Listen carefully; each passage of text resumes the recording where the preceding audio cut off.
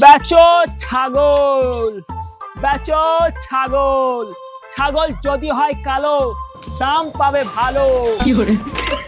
আরে পিসিমা, ছাগল বিক্রি করবেন নাকি? আজ 3 দিন হলো কেলাম, আজকে বিক্রি করবো। ও পিসিমা, গলাটা একদম শুকিয়ে গিয়েছে, এক গ্লাস জল হবে? এক গ্লাস জল আবার হবে না, দাঁড়াও আমি নিয়ে আসছি।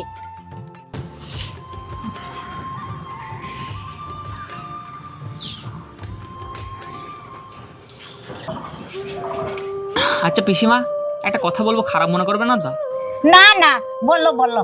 আপনার এই বন্যা ঝড়ের মধ্যে বাড়ি থাকতে অসুবিধা হয় না? আর একটা জিনিস, আপনাকে দেখে খুব উঁচু বংশের মেয়ে মনে হচ্ছে। আর আপনি এই বনে জঙ্গলে বাস করছেন, আবার আশেপাশে কোনো বসতিও নেই। আপনি যে এত গরিব মানুষ, আমার দেখে খুব খারাপ লাগে। কি বলছো কি তুমি? তুমি জানো আমি কে? আমি কোটিপতির ঘরে মেয়ে। আমার শ্বশুর বাড়ি নৌকো কোটিপতি। আমাদের 10টা বাড়ি আর 5টা গাড়ি। আমাদের পয়সা করি কোনো অভাব নাই। কি বলেন? আমি তো ব্যাপারটা কিছুই বুঝতে পারছি না। আপনার এত ধন সম্পত্তি থাকতে আপনি ভাঙা বাড়িতে কেন বাস করছেন? হ্যাঁ, ওটাই তো। আমি কিছু বুঝতে পারছি না, আমাকে ব্যাপারটা একটু খুলে বলুন তো। আরে আমার নামে সরকারি ঘর বেরিয়েছে। আজকে একটা অফিসার ইনকোয়ারি করতে আসছি, তাই তো আমি এই ভাঙা ঘরটা ভাড়া নিয়েছি।